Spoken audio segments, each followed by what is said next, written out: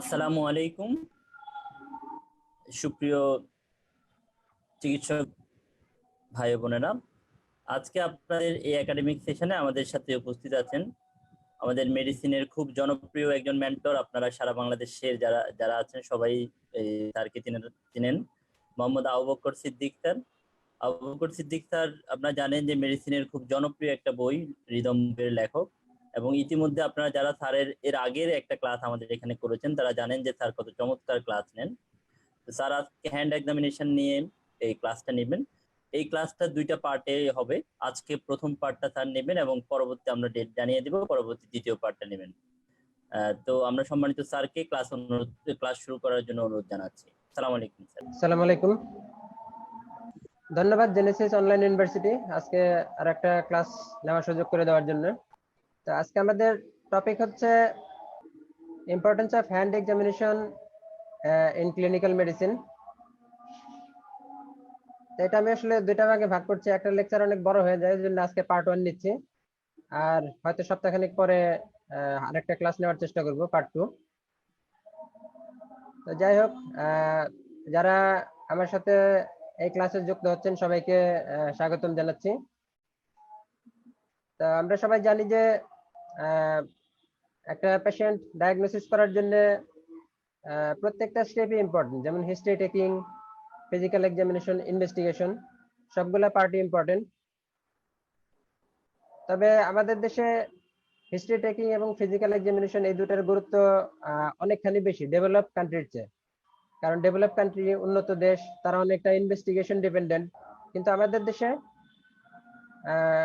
Physical examination এটার অনেক গুরুত্ব, কারণ আমাদের সব জায়গায় সব ইনভেস্টিগেশন ফ্যাসিলিটি নাই এবং অনেক ইনভেস্টিগেশন রিলায়েবলও না। এই জন্য আমাদের ফিজিক্যাল এক্সামিনেশনের মধ্যে প্রত্যেকটা পার্টি যেমন ইম্পর্টেন্ট, তার মধ্যে হ্যান্ড এক্সামিনেশন একটা গুরুত্বপূর্ণ বিষয়। তা আজকে আমি আলোচনা করবো এই সম্পর্কে, যে আমাদের হ্যান্ড এক্সামিনেশন করে কিভাবে একটা রোগীর ডায়াগনোসিস করতে পারি অথবা ডায়াগনোসিসের একটা ইম্পর্টেন্ট ক্লু পেতে পারি। আচ্ছা, এখানে আমি একটা ছবিতে একটা হাইলাইট দেখানোর চেষ্টা করছি কিভাবে টপিকটাকে আমি সাজিয়েছি। একটা হচ্ছে এই হ্যান্ড এক্সামিনেশন, এটা পরীক্ষার জন্যও ইম্পর্টেন্ট, পোস্ট গ্রাজুয়েশন পরীক্ষা এটা রিটেনেও আসে এবং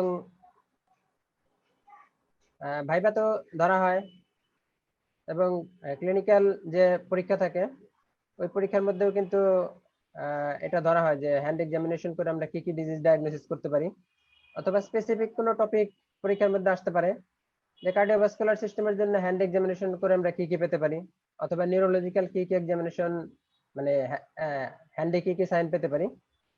তো এখানে আমার এই চার্ট দেখানোর উদ্দেশ্য, আমাদের হ্যান্ড এক্সামিনেশনের মধ্যে প্রত্যেকটা সিস্টেমেরই ম্যানিফেস্টেশন পাওয়া যেতে পারে। যেমন উপরে যদি উপর থেকে শুরু করি, নিউরোলজিক্যাল, কার্ডিওভাস্কুলার থেকে শুরু করে প্রত্যেকটা সিস্টেমের হ্যান্ড ম্যানিফেস্টেশন আছে, ইনক্লুডিং সাইকিয়াট্রি, জেনেটিক্স, এইসব টপিকও আছে। তো আমি প্রথমে নেল এক্সামিনেশন এর কি ইম্পর্টেন্স, এরপরে হচ্ছে প্রত্যেকটা সিস্টেম ওয়াইজ ওই সিস্টেমের জন্য হ্যান্ড সাইন আমরা কি কি পেতে পারি এই সম্পর্কে কিছু হাইলাইট করার চেষ্টা করছি। প্রথমে আমরা হ্যান্ড এক্সামিনেশনের মধ্যে নেলটাকে একটা স্পেসিফিক গুরুত্ব দিয়ে থাকি। নেল এক্সামিনেশন এটাও পরীক্ষা এফসিপিএস পার্ট 2 রিটেন কোশ্চেনের মধ্যে আসে, what are the importance of nail examination in clinical medicine. তো নেলের মধ্যে আমরা অনেকগুলো ফিচার পেতে পারি। এই ফিচারগুলো দেখতে গেলে আমাদের নেলের নর্মাল যে স্ট্রাকচার এগুলো সম্পর্কে একটা ধারণা নিতে হবে। নেল বলতে আমরা নেলের যে মেইন পার্টটা দেখি, এটা হচ্ছে নেল প্লেট। এখানে লেখা আছে নেল প্লেট, এটা হচ্ছে নেল প্লেট। এরপরে নেলের দুদিকে দুটো স্কিনের যে ফোল্ড থাকে এটাকে ল্যাটারাল নেল ফোল্ড বলা হয়, আর উপরের দিকে যেটা থাকে এটা প্রক্সিমাল নেল ফোল্ড। এবং নেলের গোড়ার দিকে এখানে যে সাদা যে একটা সেমিলুনার একটা পার্ট দেখা যাচ্ছে এটাকে বলা হয় লুনুলা, লুনুলা বলা হয়। আর লুনুলা এবং প্রক্সিমাল নেল ফোল্ড এর মাঝখানে ছোট্ট একটা চামড়ার পর্দার মতো আছে, এটাকে বলা হয় ইপোনাইকিয়াম। আমরা নর্মাল নেলের এই যে কোনো স্ট্রাকচার অ্যাবনর্মাল হলে সেটা আমরা ক্লিনিক্যাল এক্সামিনেশনের মধ্যে দেখতে পারবো। তো নেল এক্সামিনেশন বললেই আমাদের একেবারে মেডিকেলে যখন ক্লিনিক্যাল ক্লাস শুরু হয় থার্ড ইয়ার, তখন থেকেই খুব সহজ একটা জিনিস এবং স্যারদেরও খুব ফেভারিট, এটা হচ্ছে ক্লাবিং। আমরা এই ছবিতে দেখতে পাচ্ছি ক্লাবিং। ক্লাবিং হচ্ছে নেইলের সামনের পার্টগুলো এরকম মোটা হয়ে যাওয়া। প্রথমে নেইল বেজ এখানে সফট টিস্যু প্রলিফারেশন হয়, এরপরে নেইলের শেপ চেঞ্জ হতে থাকে। তো নেইলের যে শেপ চেঞ্জ হয় এটার বিভিন্ন স্টেজ আছে, মানে ক্লাবিং এর বিভিন্ন স্টেজ আছে। তো আর্লি ক্লাবিং বোঝা অনেক সময় ডিফিকাল্ট হয়, কিন্তু অ্যাডভান্স স্টেজে ক্লাবিং মানে অ্যাট এ গ্ল্যান্স একবার দেখলেই বোঝা যায়। তো এই ক্লাবিং এর শেপের উপরে বিভিন্ন ধরনের স্টেজিং এর নামকরণ করা হয়, যেমন এটার যে শেপ এটাকে বলা হচ্ছে ড্রামস্টিক অ্যাপিয়ারেন্স। ড্রামস্টিক মানে ঢোল বাজানোর জন্য, ড্রাম বাজানোর জন্য যে লাঠি ব্যবহার করা হয় ওটার মাথা যে একটু মোটা থাকে এটার মতো অ্যাপিয়ারেন্স, এটাকে বলা হয় ড্রামস্টিক অ্যাপিয়ারেন্স। আরো অ্যাডভান্স স্টেজে যে শেপটা হয় এটাকে বলা হয় প্যারট বিক অ্যাপিয়ারেন্স। এই টিয়া পাখির ঠোঁটের মতো অনেকটা অ্যাপিয়ারেন্স, এটাকে বলা হয় প্যারট বিক অ্যাপিয়ারেন্স। তো এরকম অ্যাডভান্স স্টেজে ক্লাবিং শুধু দেখলেই বোঝা যায়, কিন্তু আর্লি ক্লাবিং বুঝতে অনেক সময় সমস্যা হতে পারে। এই নেলটাতে ক্লাবিং আছে কি নাই সেটা বোঝার জন্য আমাদের কিছু ক্লিনিক্যাল এক্সামিনেশন দরকার আছে। এজন্য আমি জুনিয়রদের জন্য একটু ক্লাবিং এর এক্সামিনেশন স্টেপ গুলো দেখাতে চাই, যাতে আর্লি ক্লাবিং আছে কি নাই এটা বুঝতে গিয়ে কোনো কনফিউশন না হয়। এটাকে যদি আমরা একটা নর্মাল নেল ধরি, নর্মাল নেলের মধ্যে ক্লাবিং এর সর্বপ্রথম যে চেঞ্জ হয়, এখানে আমরা যদি একটা অ্যাঙ্গেল টানি, এখানে প্রক্সিমাল নেল ফোল্ড থেকে স্কিনের উপরে একটা অ্যাঙ্গেল টানি, আর নেল প্লেট এই বরাবর একটা লাইন, এর মাঝখানে যে অ্যাঙ্গেল এটা less than 180 degree, less than 180 degree এটা নরমাল। কিন্তু এটা যদি মোর দেন 180 ডিগ্রি হয় তাহলে সেটাকে আমরা ক্লাবিং বলবো, and this is the earliest change of clubbing. তো ইনিশিয়াল স্টেজে ক্লাবিং এর এই অ্যাঙ্গেল যদি আমরা ভালোভাবে না দেখি তাহলে কিন্তু ক্লাবিং মিস হতে পারে। এর পরবর্তীতে যে এখানে আমরা দেখি এই অ্যাঙ্গেলটাই যে নেল প্লেট এবং নেল বেজ, এখানে যে অ্যাঙ্গেল এই অ্যাঙ্গেলটা কিন্তু মোর দেন 180 ডিগ্রি আছে, এটা ক্লাবিং এর ফেভারে। পরবর্তী যে এক্সামিনেশন আমরা করব সেটা হচ্ছে একটা ডিস্টাল ইন্টারফ্যালেঞ্জিয়াল জয়েন্ট, এখানে যদি আমরা একটা লাইন টানি এ বি লাইন, আর একটা হচ্ছে নেলের বেজ যেখানে, এখানে একটা লাইন টানি সিডি, তাহলে এ বি লাইনটা সিডি লাইনের চেয়ে বড় থাকবে, এটা হচ্ছে নরমাল। কিন্তু ক্লাবিং হলে দেখা যাবে সিডি লাইনটা এ বি লাইনের চেয়ে বড় হবে। এখানে এ বি লাইন সিডি লাইনের চেয়ে বড় আছে, সুতরাং এটা নরমাল। কিন্তু এই নেলটাতে আমরা এই লাইন যদি দেখি এ বি লাইন এবং সিডি লাইন, এখানে সিডি লাইনটা কিন্তু এ বি লাইনের চেয়ে বড়, সুতরাং এটা ক্লাবিং এর ফেভারে। এরপর হচ্ছে শ্যামরথ উইন্ডো টেস্ট বলা হয়। দুইটা নেল যদি আমরা পাশাপাশি এরকম ধরি তাহলে মাঝখানে যে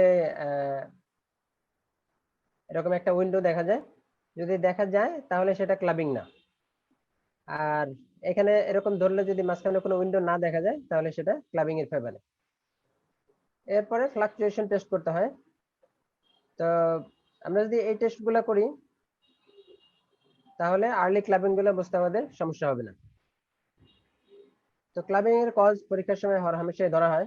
মোস্ট কমন কজ হচ্ছে কার্ডিওভাস্কুলার এবং রেসপিরেটরি কজ। এটা একবারে থার্ড ইয়ার থেকে শুরু করে fifth year, post graduation, FCPS, MRCP সব জায়গায় ধরা হয়। কার্ডিওভাস্কুলারের কমন কজ হচ্ছে congenital cyanotic heart disease, most commonly tetralogy of Fallot, আর হচ্ছে ইনফেক্টিভ এন্ডোকার্ডিটিস। আর রেসপিরেটরি কজের মধ্যে মেইনলি তিনটা ভাগ, একটা হচ্ছে সাপুরেটিভ লাং ডিজিজ, আরেকটা হচ্ছে ব্রঙ্কিয়াল কার্সিনোমা, আর হচ্ছে lung fibrosis. Suppurative lung disease মানে যেখানে লাং এর মধ্যে সাপুরেশন হয়, পাস তৈরি হয়। এটার মধ্যে এক্সাম্পল হচ্ছে লাং অ্যাবসেস, এম্পাইমাথোরাসিস এবং ব্রঙ্কিয়েক্টেসিস। These are the common causes of clubbing, respiratory cause. And second category হচ্ছে bronchial carcinoma, আর থার্ড ক্যাটাগরি হচ্ছে fibrosis, specially idiopathic pulmonary fibrosis. বিভিন্ন ইন্টারস্টিশিয়াল লাং ডিজিজের বিভিন্ন ভ্যারাইটি আছে, তার মধ্যে ইডিওপ্যাথিক পালমোনারি ফাইব্রোসিস সেখানে সবচেয়ে বেশি এবং প্রমিনেন্ট ক্লাবিং হয়। এরপরে গ্যাস্ট্রোইন্টেস্টিনাল জিআইটি সিস্টেমের মধ্যে আছে malabsorption syndrome like coeliac disease, inflammatory bowel disease, chronic liver disease, মানে সিরোসিস অফ লিভারও ক্লাবিং হতে পারে। এন্ডোক্রাইন ডিজিজ যেমন থাইরোটক্সিকোসিস, যেখানে থাইরয়েড অ্যাক্টোপ্যাসি বলা হয়। আর হচ্ছে ক্লাবিং কিন্তু কনজেনিটালি এবং ফ্যামিলিয়ালিও থাকতে পারে উইদাউট এনি প্যাথোলজি, মানে কনজেনিটাল ক্লাবিংও থাকতে পারে। এখন ক্লাবিং এর যে এতগুলো কজ আছে, এবং ক্লাবিং এর সাথে যদি আমরা আদার ফিচার গুলো দেখি, বডির অন্যান্য ফিচার, তাহলে আমরা ক্লাবিং কি কারণে হয়েছে সেটাকে আইডেন্টিফাই করতে পারবো বা একটা ক্লু পাবো। এই ছবিটাতে দেখতে পাচ্ছি আমাদের এই হাতে ক্লাবিং আছে, ক্লাবিং এর সাথে এখানে জিহ্বাতে দেখানো আছে সায়ানোসিস। তাহলে ক্লাবিং এবং সায়ানোসিস যদি একসাথে থাকে, এরকম একটা ছবি অস্পিতেও থাকতে পারে, তাহলে এটার অ্যান্সারটা হবে most likely congenital cyanotic heart disease like tetralogy of ফ্যালোর।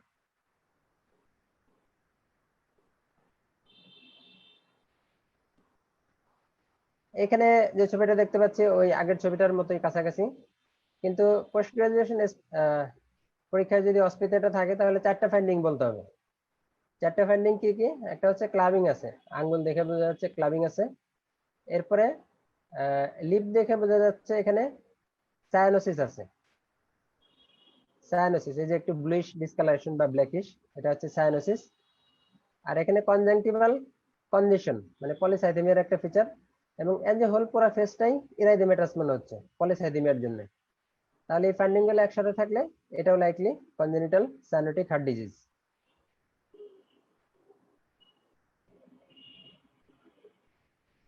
এখন এই হাতে ক্লাবিং এর সাথে আরো একটা বাড়তি ফাইন্ডিং আছে, সেটা আমরা কি দেখতে পাচ্ছি, যেমন এই যে এখানে লম্বা একটা স্পট দেখা যাচ্ছে, এটা কালারটা একটু ব্ল্যাকিশ হয়ে গেছে, কিন্তু এটা লালচেও থাকতে পারতো। এটা এরকম লঙ্গিচুডিনাল ডিসকালারেশন থাকলে এটাকে আমরা ধরি স্প্লিন্টার হেমোরেজ। স্প্লিন্টার হেমোরেজের সাথে যদি ক্লাবিং থাকে, it is virtually diagnostic for infective endocarditis.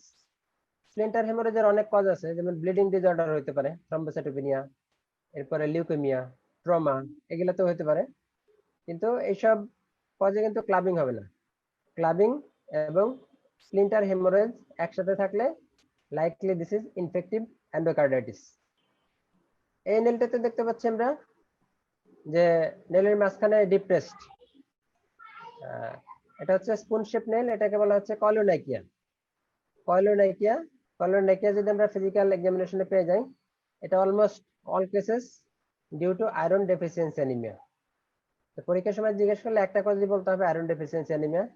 তবে ভেরি রেয়ার কিছু সিচুয়েশন আছে যেখানে কলোনাইকিয়া হতে পারে। পোস্ট গ্রাজুয়েশন পরীক্ষায় অনেক সময় এফসিপিএস পার্ট 2 তে জিজ্ঞেস করা হতে পারে যে আয়রন ডেফিসিয়েন্সি অ্যানিমিয়া ছাড়া আরো কোনো কারণে এরকম কলোনাইকিয়া হতে পারে কিনা। তাহলে অ্যান্সারটা হবে থাইরোটক্সিকোসিস। থাইরোটক্সিকোসিসে রেয়ারলি কলোনাইকিয়া হতে পারে। তবে কলোনাইকিয়ার সাথে আদার কিছু ফাইন্ডিং যদি আমরা দেখি, সেখানেও কিন্তু ডায়াগনস্টিক ক্লু পেতে পারি। এটা একটা অস্পির পিকচার হতে পারে। এই ছবিটাতে আমরা কয়েকটা জিনিস দেখতে পাচ্ছি, একটা হচ্ছে ক্লাবিং, সরি, কলোনাইকিয়া আছে এবং অ্যানিমিয়া আছে। এটা লাইকলি তাহলে আয়রন ডেফিসিয়েন্সি অ্যানিমিয়া। এরকম elderly patient iron deficiency anaemia কেন হতে পারে, এটা বোঝার জন্য বডির আরো জায়গা যদি আমরা দেখি, এই পেশেন্টটা যদি একটু বড় করে দেওয়া থাকে, তাহলে কলোনাইকিয়া অ্যানিমিয়া, সাথে দেখা যাচ্ছে পেশেন্ট ক্যাকেকশিক। ক্যাকেকশিক থাকলে এটা আমরা একটা ধারণা করতে পারি patient maybe suffering from some malignancy, cancer patient হতে পারে যার জন্য ক্যাকেকশিক। এবং কোথায় ক্যান্সার হতে পারে তার ক্লু ক্লু কিন্তু আমরা ফিজিক্যাল মানে ইন্সপেকশনে পেতে পারি। এখানে আমরা অ্যাবডোমেনটা দেখতে পাচ্ছি সোলেন, এটা লাইকলি অ্যাসাইটিস। যদি আম্বিলিকাস বের করা থাকতো তাহলে হয়তো আরো ভালো ভালো বোঝা যেত। তাহলে এই কম্বিনেশন অফ ফাইন্ডিং, যেমন কলোনাইকিয়া, অ্যানিমিয়া, ক্যাকেকশিয়া এন্ড অ্যাবডোমিনাল ডিস্টেনশন, এই কয়টাকে যদি আমরা একসাথে কম্বাইন করি, তাহলে likely this patient is suffering from abdominal malignancy. যে কোনো ধরনের ম্যালিগনেন্সি হতে পারে, যেমন gastric carcinoma, hepatocellular carcinoma, pancreatic carcinoma. Any abdominal malignancy can produce this type of scenario. তাহলে এই ছবিটা যদি অস্পিতে থাকে, তাহলে কিন্তু 4টা ফাইন্ডিংই বলতে হবে: ক্যাকেকশিয়া, অ্যাবডোমিনাল ডিস্টেনশন, কলোনাইকিয়া এন্ড অ্যানিমিয়া।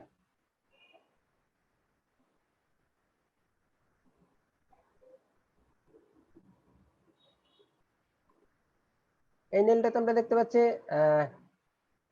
নেলের বেশিরভাগ পার্ট হোয়াইট, মানে হোয়াইটেনিং অফ দ্য নেল, এটাকে বলা হয় লিউকোনাইকিয়া।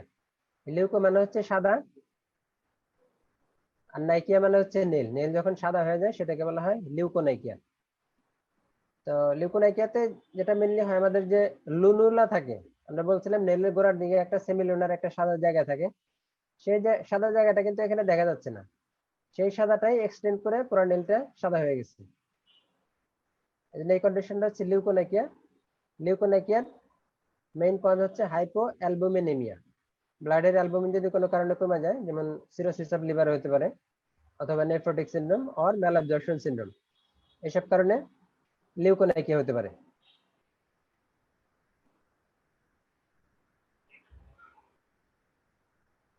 লিউকোনাইকিয়াতে টোটাল নেল সাদা না হয়ে এরকম প্যাচিও হতে পারে, এরকম ছোপ ছোপ সাদা হতে পারে, এটাও হাইপোঅ্যালবুমিনেমিয়ার একটা ফিচার।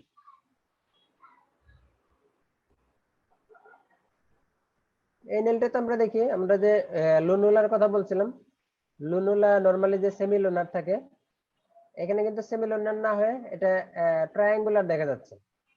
এই দেখেন, এটা হচ্ছে ট্রায়াঙ্গুলার। নরমাল নেলে সেটা সেমি লুনার থাকে। এই ট্রায়াঙ্গুলার লুনুলা থাকলে এটা একটা কনজেনিটাল রেয়ার ডিজিজের ফিচার, এটা হচ্ছে নেল প্যাটেলা সিনড্রোম।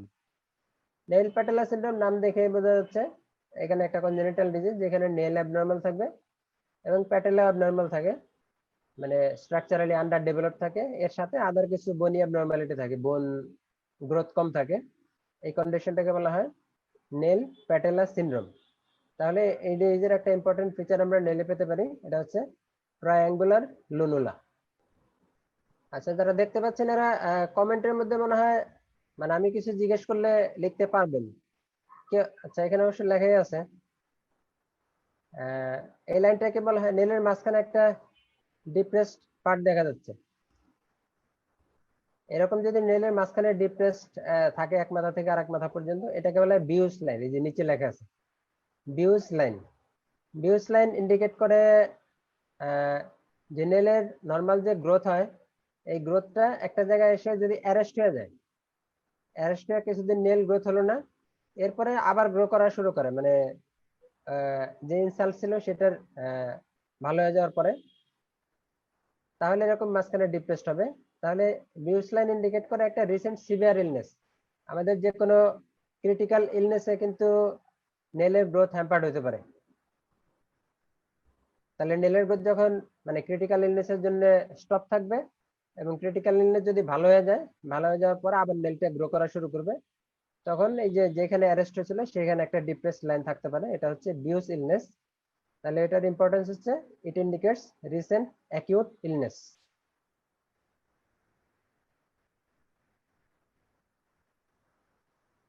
এটা একটা বিউজ লাইনের মতো দেখা যাচ্ছে, কিন্তু মাল্টিপল মাল্টিপল লাইন দেখা যাচ্ছে, 1 2 3 4 5 6, 6টা লাইন দেখা যাচ্ছে। এটা অ্যাকচুয়ালি যদি এমন কোনো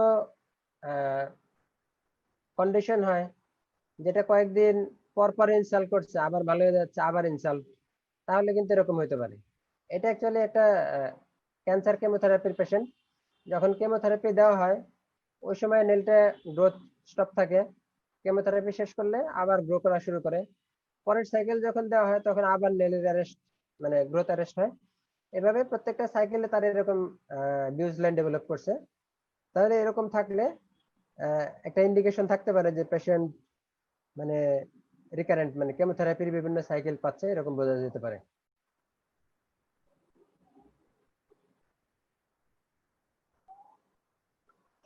এখানে আবার একটু নেলে অন্যরকম লাইন দেখতে পাচ্ছে, এখানে দেখা যাচ্ছে সাদা এরকম একটু কার্ভ টাইপের কয়েকটা লাইন এখানে আছে, একটা এখানে একটা, এখানে একটা, এখানে একটা। এই লাইনগুলোকে বলা হয় মার্কিস লাইন, মার্কিস লাইন বা স্ট্রায়ালিউকোনাইকিয়া। এটাও কেমোথেরাপিতে হতে পারে, আবার হাইপোঅ্যালবুমিনেমিয়াতে হতে পারে, মানে লিউকোনাইকিয়ার যে এটিওলজি, সেই এটিওলজিতে কিন্তু নেলে এরকম হতে পারে, যাকে বলে মার্কিস লাইন।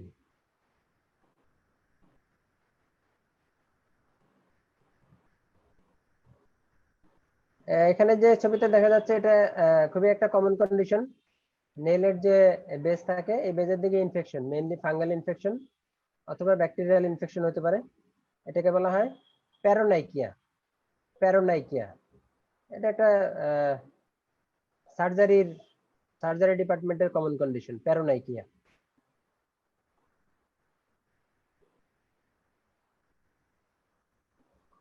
এখানে আমরা নেইলের গোড়ায় একটা বাড়তি সফট টিস্যু মাছ দেখতে পাচ্ছি, তবে এটা কিন্তু অনেক ইম্পর্টেন্ট হতে পারে ক্লিনিক্যাল ডায়াগনোসিসের জন্য। বিভিন্ন ধরনের সফট টিস্যু হতে পারে, কিন্তু এরকম feature characteristics of periungual fibroma. Ungual মানে নেল, আর পেরি মানে চারপাশে, নেলের চারপাশে এরকম যদি ফাইব্রোমা থাকে, তাহলে এটা একটা ইম্পর্টেন্ট ডায়াগনস্টিক ফিচার অফ এই genetic disease tuberous sclerosis. Tuberous sclerosis একটা জেনেটিক ডিজিজ, তার মধ্যে একটা ফিচার নেল। আমরা যেহেতু নেলের ইম্পর্টেন্স আলাপ করছি, ইম্পর্টেন্স অফ নেল এক্সামিনেশন, এই জন্য এখানে বলছি। তাহলে পেরিয়াঙ্গুয়াল ফাইব্রোমা এই যে ফিচার অফ টিউবারাস স্ক্লেরোসিস। তখন যদি আমরা বডির আদার পার্ট দেখি, এদের ফেসের মধ্যে কিছু ফিচার থাকে, যেমন এই যে ছোট ছোট গামাসের মতো, মানে একনির মতো দেখা যাচ্ছে। কারো যদি জানা না থাকে তাহলে কিন্তু একনি বলে চালিয়ে দিতে পারে, এটা আসলে একনি না, এটা হচ্ছে অ্যানজিওফাইব্রোমা। এটাকে বলা হয় অ্যাডেনোমা সেবাসিয়াম।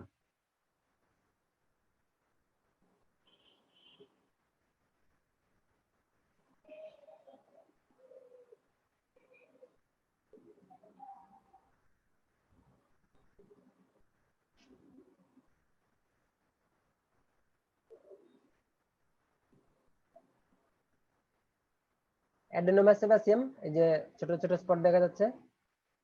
আর এই পেশেন্টে আমরা এই যে যদি ব্যাকে এক্সামিনেশন করি, ব্যাকে একটা ক্যারেক্টারিস্টিক্স ফিচার পাওয়া যায়, সেটা হচ্ছে যে স্কিনটা একটু এলিভেটেড একটা প্যাচ দেখা যাচ্ছে, এটার নাম হচ্ছে shagreen patch. Shagreen patch, this are the features of tuberous sclerosis. এই পেশেন্টগুলো সাধারণত কনভালশন নিয়ে প্রেজেন্ট করে এবং এদের মেন্টাল রিটার্ডেশন থাকে। এই নেলটাতে দেখতে পাচ্ছি আমরা নেলের মাঝখানে মাঝখানে অনেক গর্ত হয়ে গেছে, পিটিং নেল। পিটিং নেল, এখানে দেখতে পাচ্ছি pitting. Pitting nail is a feature of psoriasis. আরো কিছু কন্ডিশন হতে পারে, কিন্তু মেইনলি সোরিয়াসিস এর ফিচার। তাহলে যদি পিটিং নেল থাকে, তাহলে আমাদের সোরিয়াসিস এর আদার কোনো ফিচার আছে কিনা, যেমন সোরিয়াটিক স্কিন র্যাশ মানে স্কিনে প্লাগ, অথবা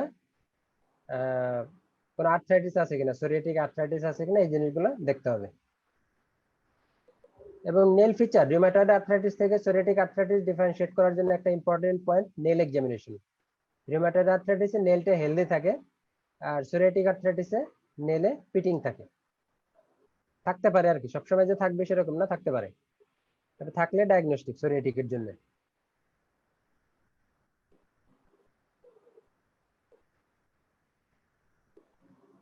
এই নেলটাতে আমরা দেখতে পাচ্ছি নেলটা ডিসকালারেশন, এখানে দেখা যাচ্ছে ইয়েলো কালার, এখানে পুরাটা ইয়েলো হয় না, কিন্তু একটু ডিসকালারেশন ব্রাউনিশ। এবং সাথে আর বাড়তি কিছু ফিচার দেখতে পাচ্ছি, সেটা হচ্ছে আমরা যে ইপোনাইকিয়াম বলছিলাম, নেলের প্রক্সিমাল যে এখানে একটা ছোট্ট চামড়ার ফোল্ড থাকে, সেই জিনিসটা নাই, লস অফ ইপোনাইকিয়াম। আর হচ্ছে নেলের যে কার্ভেচার, সাইড টু সাইড যে কার্ভেচার, সেটা নর্মাল নেলের চেয়ে বেশি থাকে।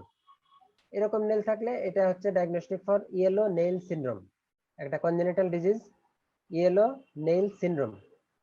এই সিনড্রোমের সাথে আরো কিছু ফিচার রিলেটেড থাকে, যেমন lymphoedema, bronchiectasis, chronic bronchitis, sinusitis, recurrent pleural এফিউশন।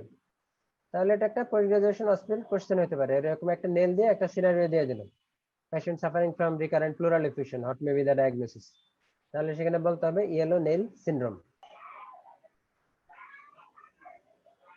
এই নেলটাতে আমরা স্ট্রাইলেকোনিকের মতো আরেকটা মানে ওয়াইড একটা লাইন দেখতে পাচ্ছি, হোয়াইট লম্বা লাইন, এটাকে বলে miss line, MEES, miss line. এটা একটা আর্সেনিক পয়জনিং এর ফিচার, এবং এটা ক্যারেক্টারিস্টিক্সে মানে থাম্বে বেশি ইনভলভ করে।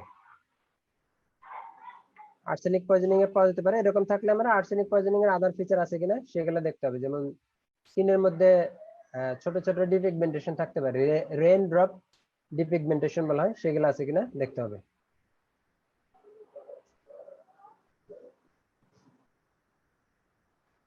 এই নেলটাতে আমরা দেখতে পাচ্ছি নেলটা একেবারে চকচক করছে, মানে শাইনি নেল, শাইনি নেল।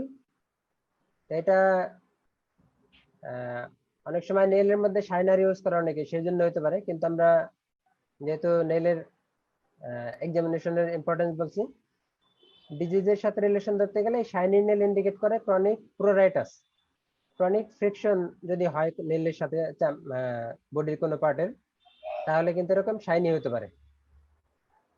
তাহলে শাইনি নেল ইন্ডিকেট করে যে ক্রনিক প্রোরাইটাস, যেমন কোলেস্ট্যাটিক জন্ডিস, এখানে সিভিয়ার প্রোরাইটাস হয়, অথবা সিস্টেমিক আরো অনেক কজ আছে প্রোরাইটাসের, সেসব কন্ডিশনে কিন্তু নেল শাইনি হতে পারে।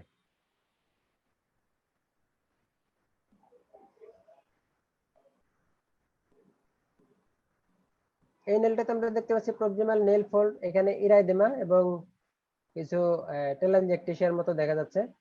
প্রক্সিমাল নেল ফোল্ড, ইরাইদেমা এবং telangiectasia, this are the feature of connective tissue disease, specially SLE, dermatomyositis, এই কন্ডিশনগুলোতে এই চেঞ্জ বেশি হয়। এই নেলের মধ্যে আমরা দেখতে পাচ্ছি নেলটা, নেল প্লেটটা নেল বেস থেকে সেপারেশন হয়ে যাচ্ছে, এটাকে বলা হয় অনিকোলাইসিস। অনিকোলাইসিস এটা ট্রমার জন্য হতে পারে, আবার সোরিয়েটিক সোরিয়াসিস এসব কন্ডিশনে হতে পারে। মেইনলি দুটা কজ, ট্রমা এবং সোরিয়াসিস। এই কন্ডিশনটা হচ্ছে অনিকোলাইসিস।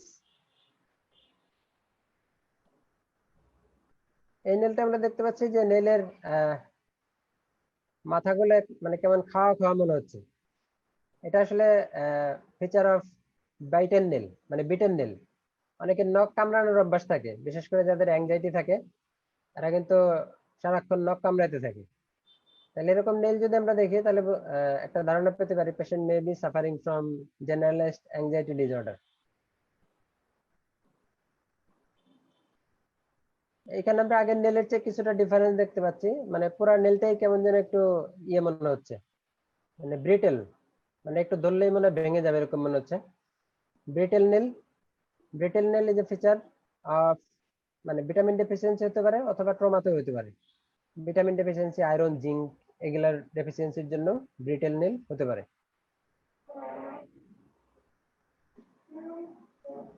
এই নেলটাতে আমরা দেখতে পাচ্ছি নেলের কালারটা অনেক ব্লুইশ। এরকম কালার কয়েকটা কন্ডিশন হতে পারে, একটা হচ্ছে সায়ানোসিস হলে হতে পারে, তবে সায়ানোসিসে সাধারণত এত নীল হয় না, আর একটু হালকা নীল থাকে। এরকম নীল থাকলে সেটা আমরা একটা কন্ডিশন স্পেশালি গুরুত্ব দেবো, সেটা হচ্ছে সায়ানাইড পয়জনিং। সায়ানাইড পয়জনিং এ এরকম মিথ হেমোগ্লোবিনেমিয়া হয়। যে কোনো কারণে যদি মিথ হেমোগ্লোবিনেমিয়া হয় তাহলে নেলের কালার এরকম হতে পারে, ব্লু নেল। এই নেলটাতে আমরা দেখতে পাচ্ছি নেলের দুই পার্টের দুই রকম কালার, যে ডিস্টাল পার্ট এখানে ব্রাউন কালার বা রেডিশ কালার, এবং প্রক্সিমাল পার্ট এখানে হোয়াইট, মানে অর্ধেক সাদা অর্ধেক লাল। এই কন্ডিশনটাকে বলা হয় half and half nail. Half and half nail is a feature of chronic kidney disease বা chronic renal failure. Half and half nail.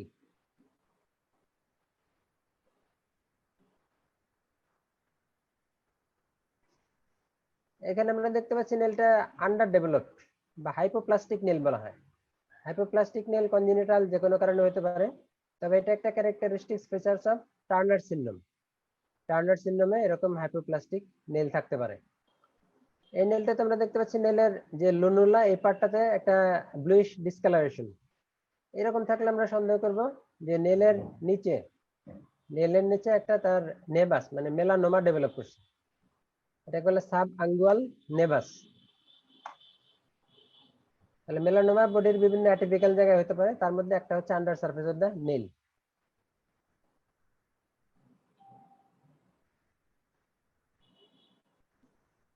এই নেলে আমরা দেখতে পাচ্ছি বেশ কিছু লঙ্গিচুডিনাল রিজ। নর্মাল নেলে এরকম রিজ দেখা যায় না। এই রিজ গুলো হতে পারে ভিটামিন এবং আয়রন, জিঙ্ক, প্রোটিন ডেফিসিয়েন্সি, এসব ডায়েটারি ডেফিসিয়েন্সির জন্য নেলগুলো এরকম হতে পারে, রিজেস ইন দ্য নেল।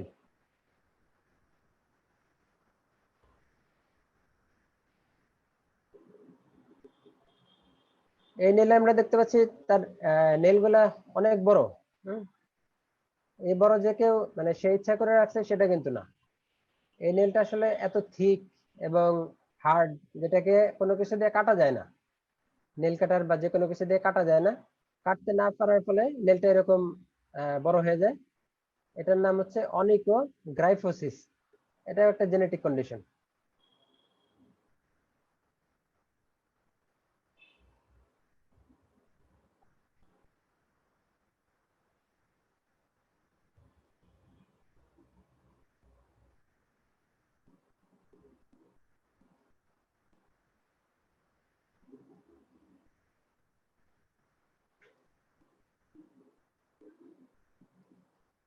অনিকো গ্রাইফোসিস।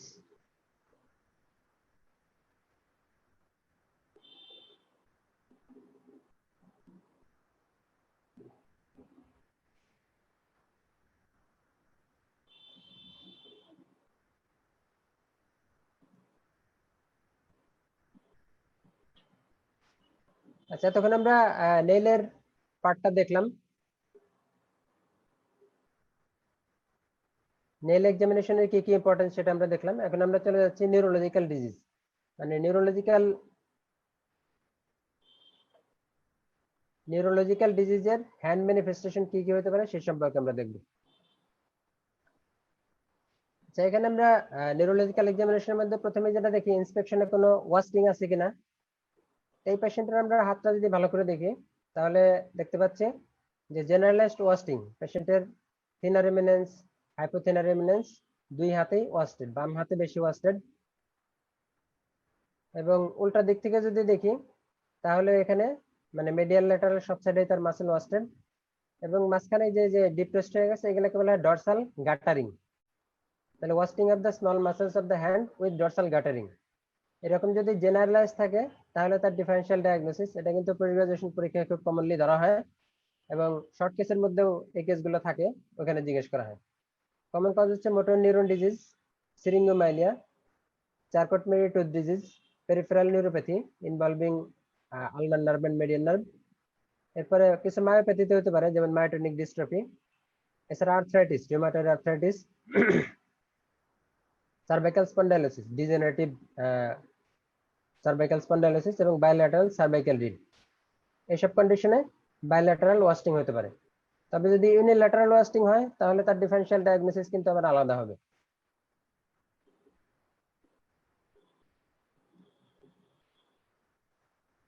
তাহলে বাইল্যাটারাল ওয়াস্টিং এর এতগুলা ডিফারেনশিয়াল ডায়াগনোসিস হতে পারে। তো এখন আমরা মানে ফিজিক্যাল আদার ফিচার দেখে এটাকে ডিফারেন্সিয়েট করতে পারবো, মানে অ্যাকচুয়াল কি ডিজিজ হতে পারে। যেমন এরকম যদি আমরা সেন্সরি এক্সামিনেশন করি, নো সেন্সরি লস, সাথে যদি ফ্যাসিকুলেশন থাকে এবং রিফ্লেক্স এক্সাজারেটেড থাকে, তাহলে এটা diagnostic for motor neuron disease. মানে রিফ্লেক্স বেশি কিন্তু সেন্সরি লস নাই, তাহলে মোটর নিউরন ডিজিজের ফেভারে যাবে।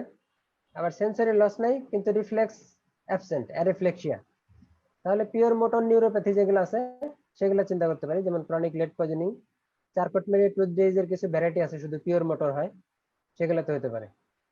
আবার যদি সেন্সরি লস থাকে, গ্লাভস প্যাটার্ন, পায়ে হলে স্টকিং প্যাটার্ন বলা হয়, হাতে গ্লাভস প্যাটার্ন, তাহলে আমরা সেন্সরি মোটর নিউরোপ্যাথি চিন্তা করব।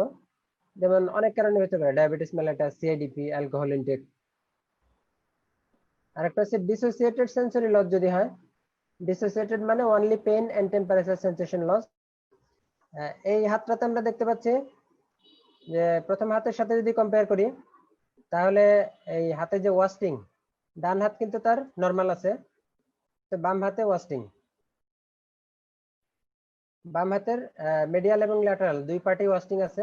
এরকম ইউনিল্যাটারাল যদি ওয়াস্টিং থাকে তাহলে ডিফারেনশিয়াল ডায়াগনোসিস আবার চেঞ্জ হয়ে যাবে। যেমন সার্ভাইকাল রিব, প্যানকোস টিউমার মানে অ্যাপিক্যাল লাং টিউমার, পেরিফেরাল নার্ভুলেশন, যেমন ট্রমাতে হতে পারে, অথবা ব্র্যাকিয়াল প্লেক্সাস ইনজুরি, এইসব কারণে ইউনিল্যাটারাল মাসেল ওয়াস্টিং হতে পারে। তাহলে প্রথম ছবিটাতে আমরা দেখছিলাম বাইল্যাটারাল ওয়াস্টিং, সেখানে যে ডিফারেনশিয়াল ডায়াগনোসিস গুলো ছিল, মোটর নিউরন ডিজিজ, সিরিঙ্গোমাইলিয়া, ওই জিনিসগুলো কিন্তু এখানে আসতেছে না।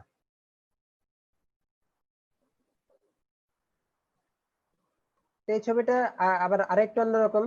সেখানে আমরা দেখতে পাচ্ছি যে পেশেন্টের বাম হাত নরমাল আছে, ডান হাতের থিনার এমিনেন্স নরমাল আছে, কিন্তু হাইপোথিনার এমিনেন্স ওয়াস্টেড, শুধুমাত্র লোকালাইজড যে হাইপোথিনার এমিনেন্স সেখানে ওয়াস্টেড। এরকম থাকলে আমরা চিন্তা করবো আলনার নার্ভ পলসি। এইটার যদি আমরা উল্টা দিক থেকে দেখি তাহলে এখানে দেখতে পাচ্ছি যে বাম হাতটা নর্মাল এবং ডান হাতের মিডিয়াল সাইড নর্মাল, কিন্তু ল্যাটারাল শুধু আলনার যে এরিয়া সেখানে ওয়াস্টেড এবং কিছুটা ক্ল হ্যান্ড। এই কন্ডিশনটা হচ্ছে আন্ডারলাইন করা হবে ulnar nerve palsy. Ulnar nerve palsy commonly হয় ট্রমাতে হয়, এলবোতে যদি কোনো ট্রমা হয়, কারণ আলনার নার্ভের যে কোর্স থাকে এখানে এলবোর মিডিয়াল যে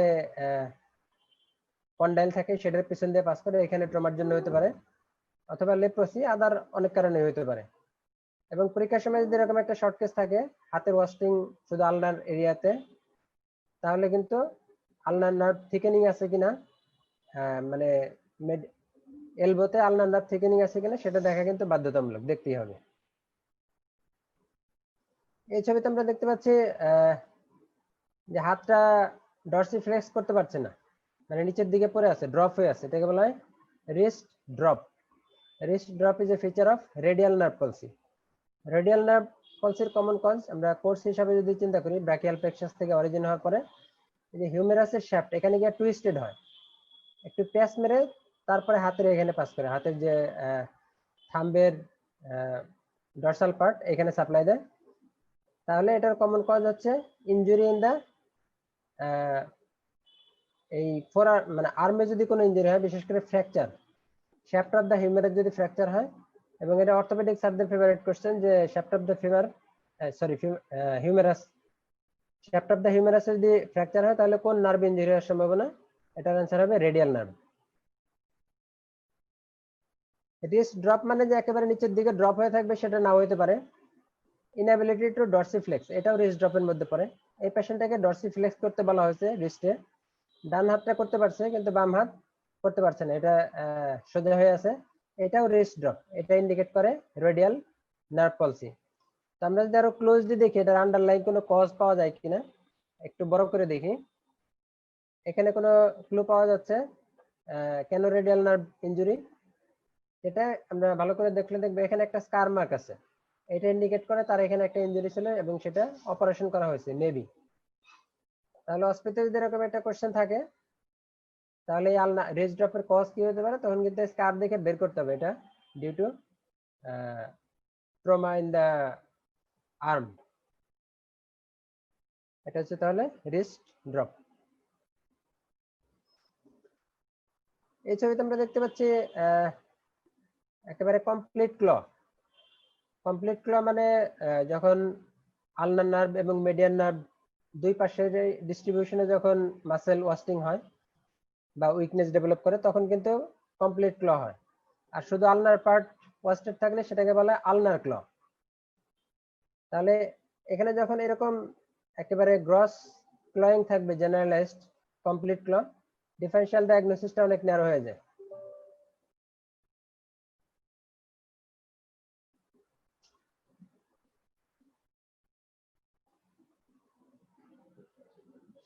এখানে ডিফারেনশিয়াল ডায়াগনোসিস হিসেবে আসবে motor neuron disease, multifocal motor neuropathy with conduction block.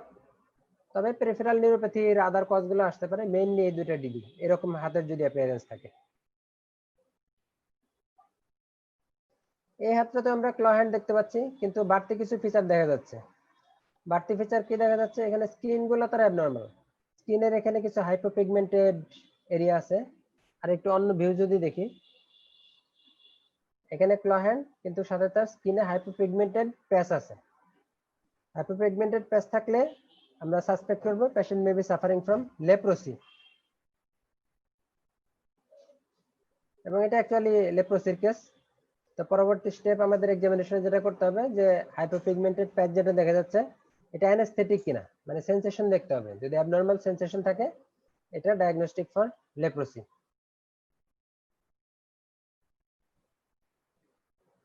এই রিলেটেড পেডিয়াট্রিক স্যারদের কাছে দুইটা টার্ম খুব ফেভারিট, যে হাতের যে ক্ল হ্যান্ড, এটা ডেলিভারির সময় বাচ্চার হাত যদি অ্যাবনর্মালি অ্যাবডাকশন হয় তখন ব্রাকিয়াল প্লেক্সাসে কিছু ট্রমা হতে পারে।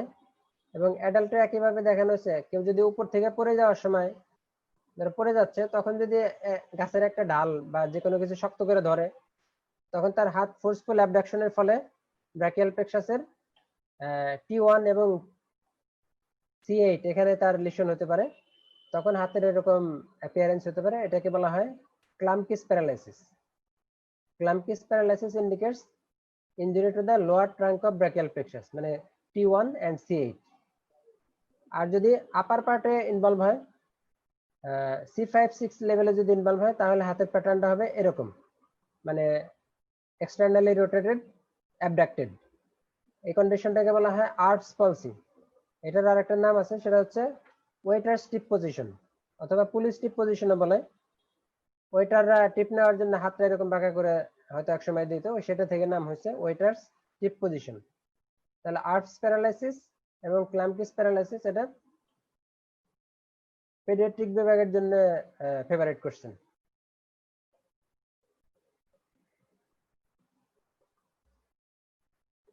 এই হাতে আমরা দেখতে পাচ্ছি যে তার হাইপোথিনার এমিনেন্স এটা নরমাল, কিন্তু থিনার এমিনেন্স ওয়াস্টেড। এটা ইন্ডিকেট করে যে লোকালাইজ তার শুধু মিডিয়ান নার্ভ ইনজুরি আছে, মিডিয়ান নার্ভ লিশন আছে। মিডিয়ান নার্ভ লিশনের অনেক কজ আছে। Carpal tunnel syndrome, carpal tunnel সিনড্রোমে আমরা অ্যাডভান্স স্টেজে এরকম থিনার এমিনেন্স ওয়াস্টিং পেতে পারি। এবং এক্সামিনেশন করলে আমরা এই মিডিয়ান নার্ভ 3.5 ফিঙ্গার, 1 2 3, এই তিনটা এবং রিং ফিঙ্গারের অর্ধেক পর্যন্ত এই এরিয়াতে সেন্সরি লস পাবো এবং এই জায়গাতে মাসেল উইকনেস পাবো। এটা diagnostic for carpal tunnel syndrome.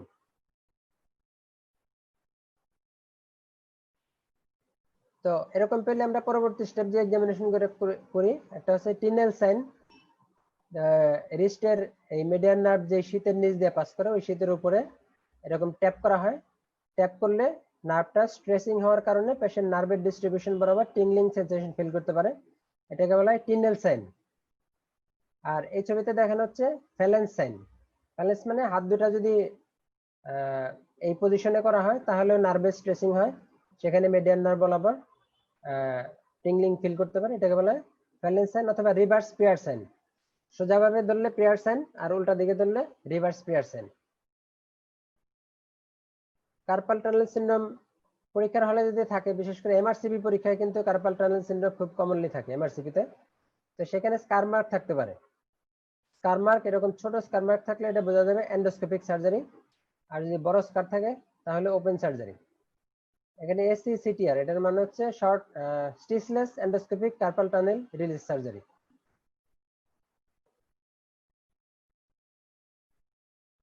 Carpal tunnel সিনড্রোমের অনেক কজ আছে, পরীক্ষার সময় ধরা হয়। তো এটা মনে রাখার জন্য একটা সূত্র আছে, এটা যেহেতু মিডিয়ান নার্ভ লিশনের জন্য, সূত্রটা মনে রাখার জন্য median prep. Median prep, M এ হচ্ছে মিক্সেডিমা মানে হাইপোথাইরয়েডিজম, এতে হচ্ছে ইডিমেটাস কন্ডিশন ডিউ টু অ্যানিকোজ, ডিতে ডায়াবেটিস, আইতে ইডিওপ্যাথিক, এতে হচ্ছে অ্যাক্রোমেগালি, এনে হচ্ছে নিওপ্লাজম লোকাল যদি কোনো টিউমার হয়, এইটিতে হচ্ছে ট্রমা, আর হচ্ছে রিউমাটয়েড আর্থ্রাইটিস, এতে হচ্ছে অ্যামাইলোইডোসিস, আর পিতে প্রেগন্যান্সি। এটা মনে রাখার জন্য একটা সূত্র।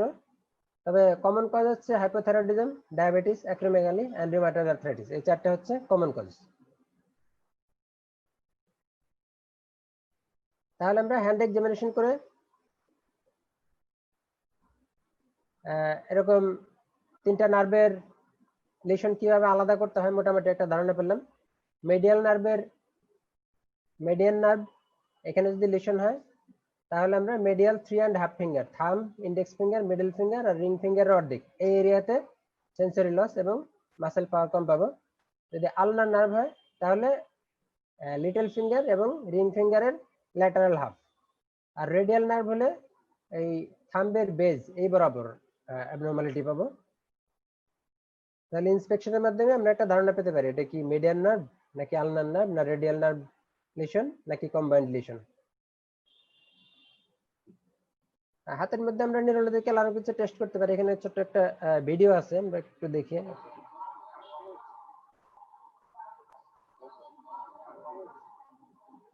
এটা হচ্ছে হফম্যান সাইন। এরকম distal interphalangeal joint, middle finger, sorry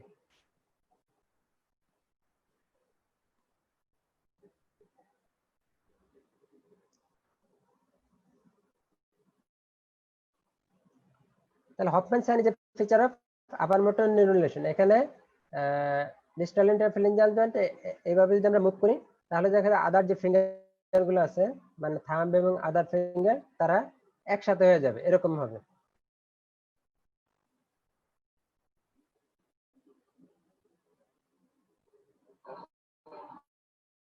আরেকবার দেখি, এই যে এই ফিঙ্গার গুলো একত্র হয়ে যাচ্ছে, এটা হচ্ছে Hoffmann sign. Hoffmann sign is a feature of upper motor neuron lesion. হাতের মধ্যে আমরা ট্রেমর দেখতে পারি। ট্রেমর দেখে আমরা একটা ধারণা পেতে পারি এটা ট্রেমর কেন হতে পারে। এটা এই ট্রেমরটা ক্যারেক্টারিস্টিক্স অফ পার্কিনসনিজম, মানে দুই হাতেই তার ট্রেমর আছে কিন্তু এক হাতে বেশি। পার্কিনসনিজমে ক্যারেক্টারিস্টিক্যালি ইউনিল্যাটারাল ট্রেমর বেশি হয় এবং পেশেন্টের ফেস এক্সামিনেশন করলে আমরা দেখব টিপিক্যাল এক্সপ্রেশনলেস ফেস। এটা আমরা দেখেই ডায়াগনোসিস করতে পারি পার্কিনসনিজম, এবং এটা পরীক্ষার একটা ফেভারিট কেস এফসিপিএস এবং এমআরসিপি দুই জায়গাতেই।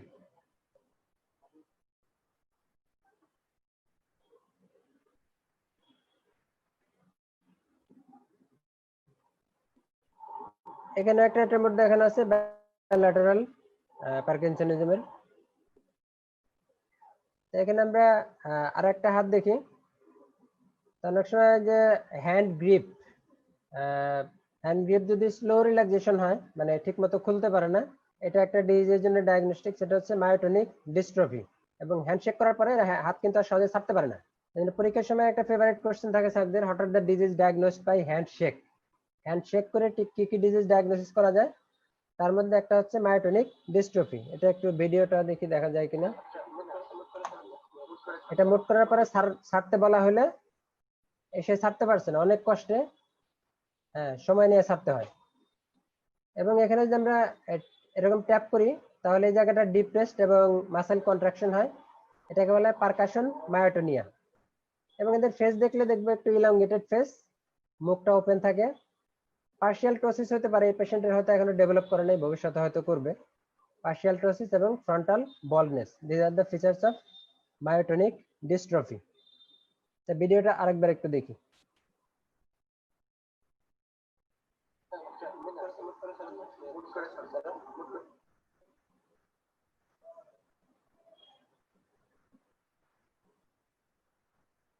তাহলে এটা হচ্ছে পারকাশন মায়োটোনিয়া, এখানে ডিপ্রেসড এবং মাসেল কন্ট্রাকশন হয়।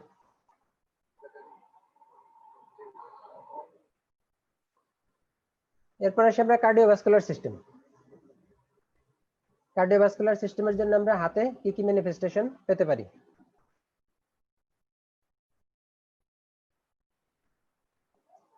এই ছবিতে আমরা দেখতে পাচ্ছি যে হাতের যে টিপ অফ দ্য ফিঙ্গার্স এগুলো একটু পেল। পরীক্ষার সময় এরকম থাকলে এটাকে রেনল্ডস ফেনোমেনন হিসাবে লিখতে হবে। রেনল্ডস কোশ্চেন হয়তো ওভাবেই থাকবে। তবে রেনল্ডস এর টিপিক্যাল মানে তিনটা ফেজ থাকে। প্রথমে হয় পেল। রেনল্ডস এ যেহেতু ভেসোকনস্ট্রিকশন হয়, হাতের ভেসোকনস্ট্রিকশন হওয়ার ফলে প্রথমে এরকম পেল হবে। এরপরে যেহেতু অক্সিজেন সাপ্লাই কম থাকে পরবর্তী স্টেজে সেটা ব্লুইশ কালারেশন হবে ডিউ টু সায়ানোসিস। এবং এরপরে পেশেন্টের ওই সময় পেশেন্টের হাতে পেইন ফিল করে এবং টিংলিং সেন্সেশন হয়। পেশেন্টের ডিসকমফর্টের জন্য সে হাতে হাত ঘষে অথবা যে কোনো কিছু দিয়ে গরম করে আগুনের উপরে দেয়।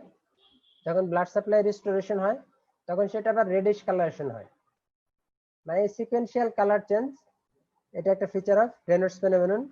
তবে যদি কারো হাত ফর্সা থাকে মানে চামড়া ফর্সা থাকে তাহলে কিন্তু এরকম পরিষ্কার দেখা যাবে। কিন্তু আমাদের দেশের বেশিরভাগ পেশেন্টদের চামড়া যেহেতু অতটা ক্লিয়ার না, এটা কিন্তু ক্লিন নাও বোঝা যেতে পারে। এই ছবিতে আমরা দেখি একটা মানে প্রভোগ করা হয়েছে, যদি আমাদের সাসপেক্টেড রেনল্ডস থাকে তখন আমরা একটু ঠান্ডা দিয়ে দেখতে পারি, যেহেতু ঠান্ডাতে এটা প্রভোকেশন হয়। এবং এইসব পেশেন্টদের কমপ্লেন থাকে, বিশেষ করে মহিলাদের বেশি হয়, তাদের কমপ্লেন থাকে ওই যে রান্না করার সময় ফ্রিজ থেকে যখন জিনিস বের করতে যায় তখনই তাদের অ্যাটাক হয়। মানে ফ্রিজের হাত মানে ঠান্ডাটা লাগলেই হাতের মধ্যে অ্যাটাক হয়। এটা characteristic features of Reynolds phenomenon. এখানে আমরা পানি দিয়ে একটা টেস্ট করে দেখাচ্ছি।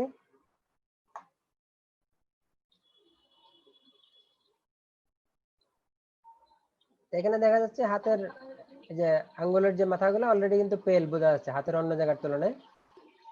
তাহলে যদি একেবারে ক্লিন কাট না থাকে আমরা ঠান্ডা দিয়ে প্রভোগ করতে পারি।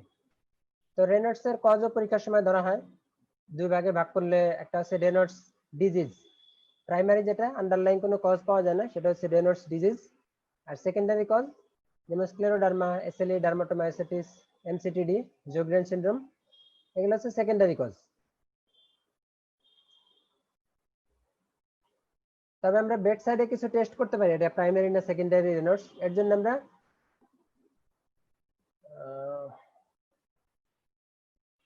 আমরা পোস্ট গ্রাজুয়েশন পরীক্ষাটা ধরা হয় বেড সাইডে ডিফারেন্সিয়েট করা যায় কিনা। এটা হচ্ছে আমরা যদি অপথলমোস্কোপ দিয়ে নেল বেড +20 পাওয়ারে দিয়ে নেল বেডের মধ্যে এক্সামিনেশন করি তাহলে ক্যাপিলারি দেখা যেতে পারে। ক্যাপিলারি গুলো যদি অ্যাবনরমালি ডাইলেটেড থাকে, এটা একটা জাস্ট ফিগার বোঝানো হয়েছে, এরকম অ্যাবনরমালি ডাইলেটেড এবং টর্সুয়াস, এই যে বা আঁকা বাঁকা এবং ডাইলেটেড, এটা ইন্ডিকেট করে সেকেন্ডারি রেনল্ডস। আর ক্যাপিলারি গুলো যদি এরকম ক্লিন কাট দেখা যায় এটা ইন্ডিকেট করে প্রাইমারি রেনল্ডস। এটা কিন্তু আমরা অপথলমোস্কোপ দিয়ে ডিফারেন্সিয়েট করতে পারি, সম্ভব।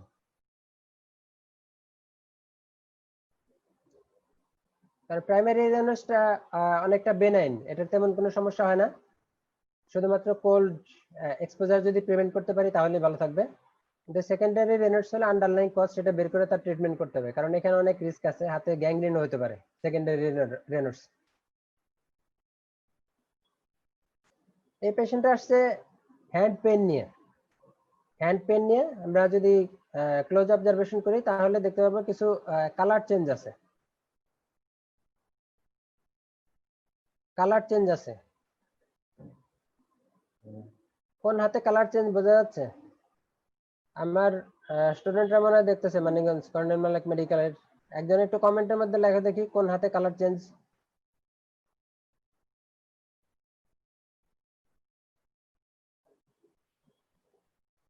আচ্ছা, কেউ লিখতেছে না, বলে দিচ্ছি।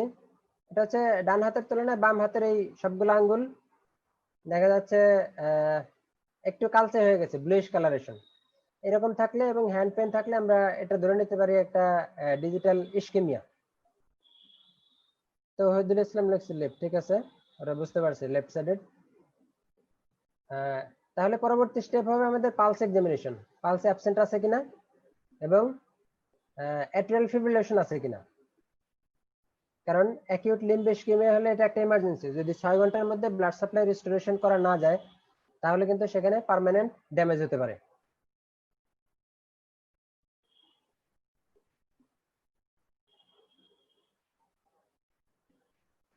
যদি ব্লাড সাপ্লাই বেশিক্ষণ বন্ধ থাকে তাহলে হাতে এরকম গ্যাংগ্রিন হতে পারে। এখানে দেখা যাচ্ছে একেবারে ব্ল্যাকিশ, এটা কিন্তু ইরিভার্সিবল এবং আলটিমেটলি এই জায়গায় তার অ্যাম্পুটেশন লাগবে, এটা কিন্তু আর রিভার্স করা সম্ভব না। হ্যান্ড এক্সামিনেশন একটা ইম্পর্টেন্ট পার্ট হচ্ছে পালস এক্সামিনেশন, এটা আমাদের থিওরিটিক্যাল। পালস এক্সামিনেশন করে পালসের যত অ্যাবনরমালিটি আছে সবগুলো আমরা দেখতে পারি, যেমন ট্যাকিকার্ডিয়া, ব্র্যাডিকার্ডিয়া, অ্যাট্রিয়াল ফিব্রিলেশন। তবে স্পেশাল কিছু ভ্যারাইটি পরীক্ষার সময় এনকাউন্টার করতে হয়, একটা হচ্ছে কোলাপসিং পালস। কোলাপসিং পালসটা এক্সামিনেশন করা হয় এরকম রিস্টের নিচে ধরা হয় এবং হাতটা সাডেনলি রেজ করা হয়। সাডেনলি রেজ করলে তাহলে এই ফোর আর্মের এখানে আমরা যদি ব্লাডটা নিচে নেমে যাচ্ছে এরকম কিছু হাতে ফিল করতে পারি তাহলে বলবো collapsing pulse present. Collapsing pulse is a feature of aortic regurgitation. তবে প্রি গ্রাজুয়েশন পরীক্ষায় এটা কিন্তু কোলাপসিং পালস কমনলি দেখতে বলা হয়। একটা জিনিস খুবই ইম্পর্টেন্ট, এখানে পেশেন্টের শোল্ডার পেইন আছে কিনা এটা কিন্তু জিজ্ঞেস করে নিতে হবে, না হলে ফেল হইতে পারে। কারণ অ্যাওর্টিক রিগার্জিটেশন ইউজুয়ালি এলডারলি পেশেন্টের হয়, তাদের শোল্ডার অস্টিওআর্থ্রাইটিস, ব্যথা থাকতে পারে।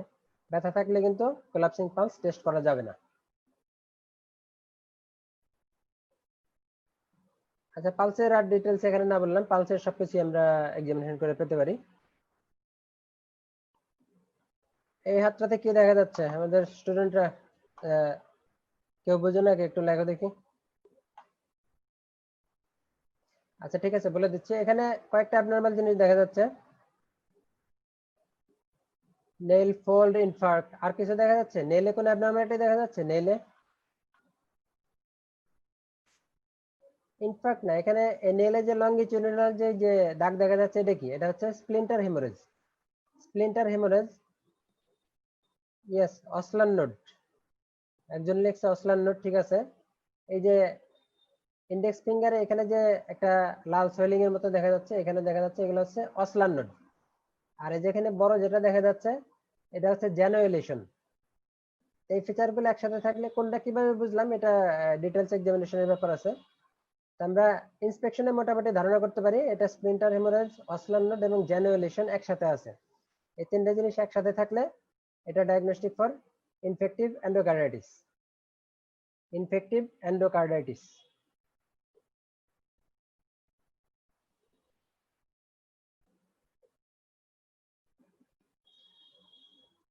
এখানে শুধু স্প্লিন্টার হেমোরেজ আছে, সেটার অনেক কজ আছে, সেটা আমরা বলছি ব্লিডিং ডিসঅর্ডার হতে পারে, ট্রমাতেও হতে পারে। এখানে একটা ভিডিও আমার স্টুডেন্টরা দেখে বলো এটাতে কি দেখা যাচ্ছে। আচ্ছা বলে দিচ্ছি, এখানে হচ্ছে ক্যাপিলারি পালসেশন দেখা যাচ্ছে, ক্যাপিলারি পালসেশন। এখানে নেলের এখানে যদি আমরা হালকা একটু চেপে ধরি,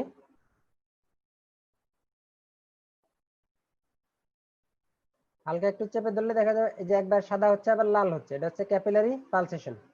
capillary pulsation is a feature of aortic regurgitation. Aortic regurgitation এটা রেয়ারলি পাওয়া যেতে পারে, একেবারে খুব কমনলি পাওয়া যায় না।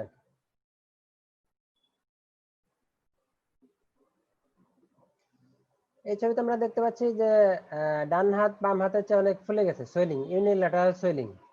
পায়ে যেরকম ইউনিল্যাটারাল সোয়েলিং হয় ডিপ ভেন থ্রম্বোসিসে, হাতেও কিন্তু ইউনিল্যাটারাল সোয়েলিং হতে পারে। এরকম ফিচার ডিপ ভেন থ্রম্বোসিস হতে পারে, অথবা lymphatic or venous obstruction. Female patient specially breast cancer অথবা ব্রেস্ট ক্যান্সারের জন্য রেডিওথেরাপি, এখান থেকে কিন্তু লিম্ফ্যাটিক এবং ভেনাস অবস্ট্রাকশন হতে পারে। তাহলে ইউনিল্যাটারাল সোয়েলিং এটা আমরা ডিবিটি অথবা ভেনাস অর লিম্ফ্যাটিক অবস্ট্রাকশন।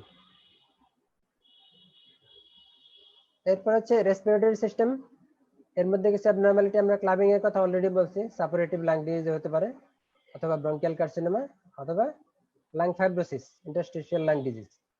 তবে ক্লাবিং এর সাথে যদি এরকম রিস্টি টেন্ডারনেস থাকে, তাহলে আমরা ধরতে পারি এটা হাইপারট্রফিক পালমোনারি অস্টিওআর্থ্রোপ্যাথি এবং সাজেস্টিভ অফ ব্রঙ্কিয়াল কার্সিনোমা।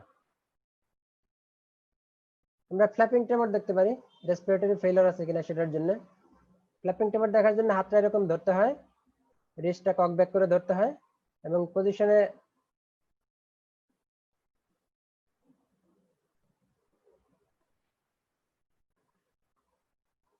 ভিডিওটা রান করছে না মনে হয়। আচ্ছা ঠিক আছে, ফ্ল্যাপিং ট্রেমর আমরা দেখতে পারি, এটা রেসপিরেটরি ফেলিওর পাওয়া যায়। নিকোটিন স্টেন পেতে পারি, নিকোটিন স্টেন, যারা সিগারেট খায় এরকম গরমে তাপে কিন্তু হাতের ডিসকালারেশন হয় এবং এটা ঠোঁটেও পাওয়া যেতে পারে। তো নিকোটিন স্টেন এটা পরীক্ষার সময় যদি ব্রঙ্কিয়াল কার্সিনোমা থাকে, তাহলে এটা একটা টিচার জিজ্ঞেস করতে পারে যে স্মোকিং এর কোনো এভিডেন্স এই পেশেন্টের আছে কিনা, তখন বলতে হবে নিকোটিন স্টেইন আছে। কিডনি ডিজিজের কি কি ম্যানিফেস্টেশন পেতে পারি হাতে, এটা অলরেডি আমরা একবার বলছি, হাফ অ্যান্ড হাফ নেল, যে ডিস্টাল পার্টটা ব্রাউন এবং প্রক্সিমাল পার্ট হোয়াইট, এটা ক্রনিক রেনাল ফেলিওরের একটা ফিচার। এডিমা পেতে পারি, নেফ্রোটিক সিনড্রোম অথবা যে কোনো ইউনিম্যাটাস কন্ডিশনে পায় যেরকম এডিমা পাওয়া যায়, হাতেও এডিমা পেতে পারি। হোয়াইট নেল লিউকোনাইকিয়া, এটা ফিচার হাইপারঅ্যালবুমিনেমিয়া, এটা নেফ্রোটিক সিনড্রোম থেকে পেতে পারি। এই ছবিতে কি দেখা যাচ্ছে কেউ একজন একটু বলো দেখি।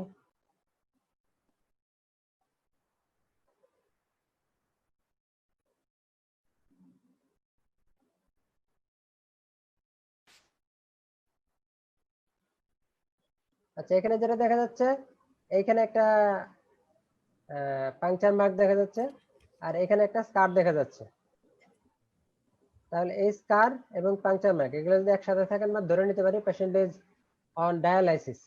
ডায়ালাইসিসের জন্য এখানে তাকে ফিস্টুলা করা হয়েছে, ফিস্টুলা আর্টেরিওভেনাস ফিস্টুলা করা হয়, এবং পরে যখন ডায়ালাইসিস করা হয় বিভিন্ন জায়গায় পাংচার করা হয়, তখন এরকম মার্ক থাকে। তো এই ফিস্টুলার এখানে ফিস্টুলা ফাংশনিং আছে কিনা সেটা দেখার জন্য কিন্তু হাত দিয়ে দেখতে হয়, থ্রিল আছে কিনা, এবং স্টেথোস্কোপ দিয়ে দেখলেও সেখানে ব্রুই পাওয়া যেতে পারে। এটা ইন্ডিকেট করে ফাংশনিং অর নন ফাংশনিং।